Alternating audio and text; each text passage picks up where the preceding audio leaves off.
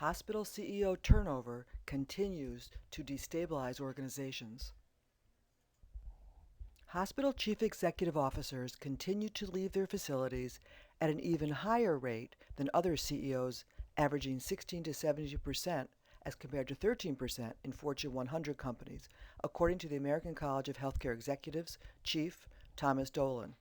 Healthcare is highly regulated, and this combined with the higher leadership turnover has the potential to place organizations in turmoil for extended periods of time. This ambiguity is bad for employee morale, patient satisfaction, and overall organizational performance. Organizations in transition are at enormous risk for poor financial performance, poor patient outcomes, and potential failure. Dolan states that with a high turnover, 58% of CEOs have been in their job less than 5 years.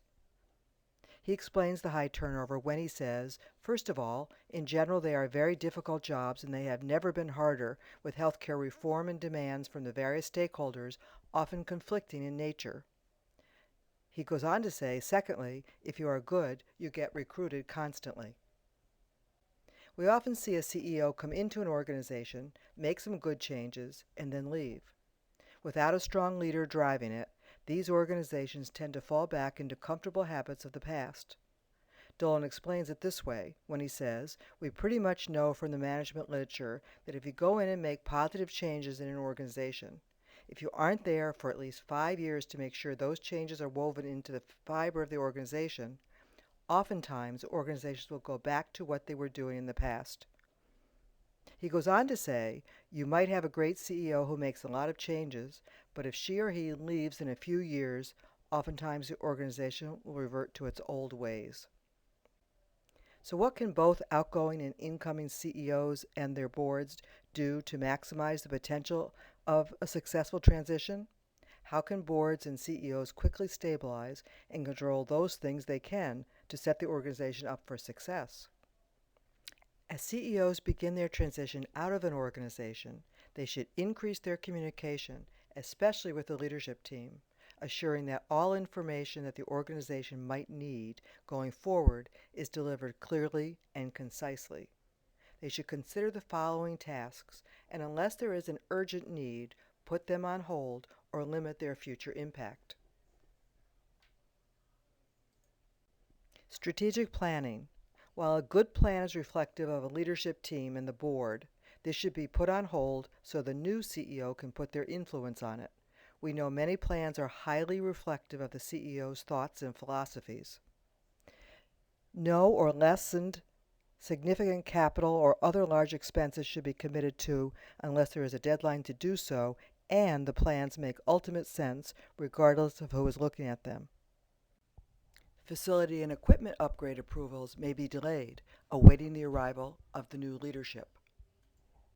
Changes in the table of organization in areas other than the CEO should be put on hold, awaiting the new CEO's style and approval.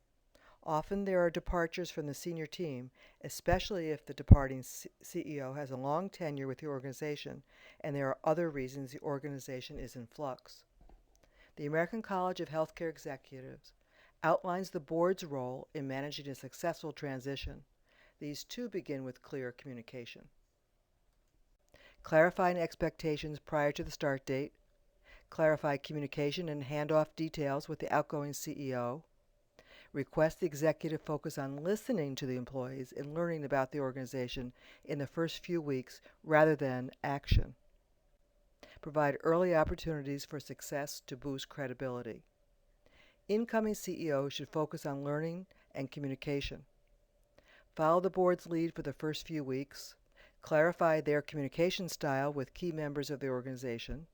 Learn the history and politics. Learn about and meet those with power and influence in the organization and in the community. Walk the hallways often and on all shifts. Clarify and communicate goals and objectives. And understand the senior team's leadership styles and strengths. Clearly, organizational success during times of transition lies in the synergy between organizational focus and the ability to communicate effectively. This includes communication between the incoming and outgoing CEOs, board, and across all levels of the organization.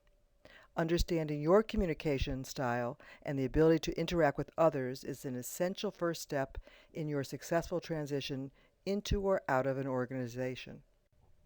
If you are interested in understanding more about your communication style, how to maximize its impact, and how your behaviors may appear to others, we invite you to click on the link in the description box below this movie to learn more about your behavioral style and take a free copy of the profile that we recommend to those in healthcare positions that are in transition.